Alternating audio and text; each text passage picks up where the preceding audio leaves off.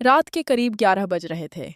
पूरे घर में सन्नाटा पसरा हुआ था, लेकिन उस सन्नाटे के पीछे एक ऐसा तूफान उठ चुका था जिसकी आवाज अभी बाहर की दुनिया तक नहीं पहुंची थी। घर के बड़े कमरे में परिवार के सभी सदस्य एक दूसरे के सामने बैठे थे। किसी के चेहरे पर गुस्सा था, किसी की आंखों में डर और किसी के चेहरे पर ऐसा तनाव था जैसे अगले कुछ मिनटों में उनकी पूरी जिंदगी बदलने वाली हो। मेज पर कुछ फाइलें पड़ी थीं, 2 मोबाइल फोन लगातार वाइब्रेट हो रहे थे और सामने कुर्सी पर बैठी वह महिला बार बार अपने हाथों को कसकर पकड़ रही थी। उसने अचानक सिर उठाया और धीमी आवाज में कहा, अगर यही रास्ता बचा है तो सब कुछ बेच दो, घर बेच दो, गाड़ी बेच दो, जो कुछ भी है सब बेच दो, जितना पैसा मिलेगा जमा कर दो, हमें अपने बच्चों को बचाना है। उसकी बात सुनकर सामने बैठे आदमी ने उसे कुछ सेकंड तक देखा और फिर हल्की सी मुस्कान उसके चेहरे पर आई। वह मुस्कान बिल्कुल सामान्य नहीं थी, उसमें एक अजीब तरह का आत्मविश्वास था। उसने कहा, तुम्हें सच में लगता है कि पैसा देकर तुम अपने बच्चों को बचा लोगी? महिला ने तुरंत उसकी तरफ देखा। कम से कम कोशिश तो कर सकती हूँ, माँ हूं मैं, अपने बच्चों को मुसीबत में देखकर चुप नहीं बैठ सकती। आदमी ने कुर्सी से थोड़ा आगे झुकते हुए कहा, तुम बहुत देर कर चुकी हो। महिला का चेहरा सफेद पड़ गया। क्या मतलब? उसने पूछा। जवाब आया, मतलब ये कि अब सिर्फ तुम्हारे बच्चों का सवाल नहीं है। अगर हमारे बच्चे जेल गए तो तुम्हारे बच्चे भी जिंदा नहीं रहेंगे। कमरे में अचानक खामोशी छा गई। कुछ पल पहले तक जो लोग एक दूसरे से बहस कर रहे थे, अब सबकी नजरें उसी आदमी पर टिक गई थीं। किसी को समझ नहीं आ रहा था कि उसने इतनी बड़ी धमकी इतनी आसानी से कैसे दे दी। महिला की आंखों में आंसू आ गए, लेकिन इस बार उसने डरने के बजाय खुद को संभाला। उसने कहा, तुम मुझे धमका रहे हो? आदमी ने जवाब दिया, नहीं, मैं तुम्हें चेतावनी दे रहा हूँ। और अगर मैंने तुम्हारी बात नहीं मानी तो? महिला ने कांपती आवाज में पूछा। सामने वाले ने बिना पलक झपकाए कहा, फिर जो होगा उसकी जिम्मेदारी तुम्हारी होगी। यह सुनते ही महिला ने अपना मोबाइल उठाया और कमरे से बाहर जाने लगी। तभी पीछे से आवाज आई, किसे फोन करने जा रही हो? महिला रुकी लेकिन पीछे मुड़कर नहीं देखा। उसने सिर्फ इतना कहा, जिसे तुम्हारे जैसे लोगों से डर नहीं लगता। और फिर उसने नंबर मिलाया। कुछ ही सेकंड बाद फोन जुड़ गया। महिला ने बेहद घबराई हुई आवाज में कहा, मुझे स्पेशल ब्रांच से बात करनी है। मेरे बच्चों को खतरा है, मुझे तुरंत सुरक्षा चाहिए। स्पेशल सिक्योरिटी का इंतजाम कीजिए। फोन की दूसरी तरफ कुछ देर खामोशी रही। फिर एक गंभीर आवाज आई, आप अपना नाम बताइए और यह भी बताइए कि आपको खतरा किससे है। महिला ने कमरे की तरफ देखा। वहां मौजूद हर व्यक्ति उसे घूर रहा था। उसने धीरे से कहा, मैं अभी फोन पर सब नहीं बता सकती, मुझे डर है कि मेरी बात कोई सुन रहा है।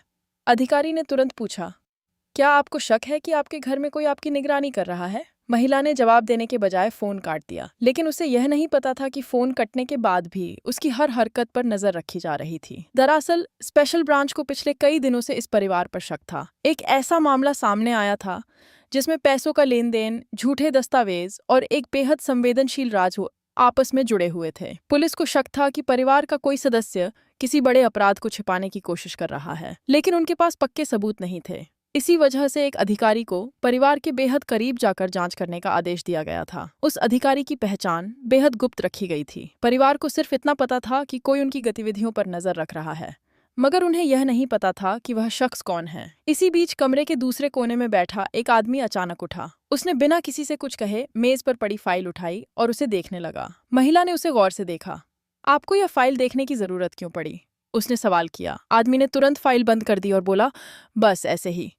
लेकिन महिला को उसका जवाब संतोषजनक नहीं लगा। उसने गौर किया कि जब भी कोई पुलिस या स्पेशल ब्रांच की बात करता, उस आदमी का चेहरा बिल्कुल नहीं बदलता था। बाकी सभी लोग घबरा जाते थे, लेकिन वह बेहद शांत रहता था। यहाँ तक कि जब महिला ने सुरक्षा की बात की, तब भी उसकी आंखों में डर नहीं था, बल्कि ऐसा लग रहा था जैसे वह पहले से जानता हो कि आगे क्या होने वाला है।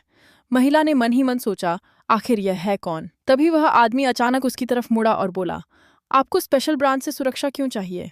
महिला ने कहा, क्योंकि मेरे बच्चों की जान खतरे में है। आदमी ने फिर पूछा, और आपको यह धमकी किसने दी?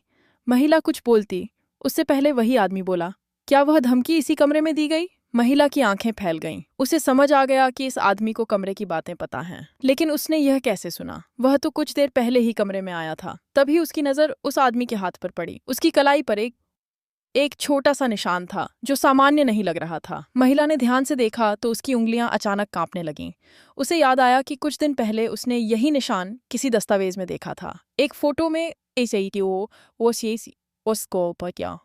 एक अधिकारी की कलाई पर बिल्कुल ऐसा ही निशान था। क्या यह सिर्फ संयोग था या फिर उसके सामने बैठा आदमी वही अधिकारी था जिसकी तलाश पूरे परिवार को थी? महिला कुछ समझ पाती उससे पहले बाहर से दरवाजे पर जोरदार दस्तक हुई। सभी लोग चौंक कर खड़े हो गए। दरवाजा खुला तो सामने दो लोग खड़े थे। उनमें से एक ने कहा, स्पेशल ब्रांच से आए हैं, हमें कुछ सवाल पूछने हैं।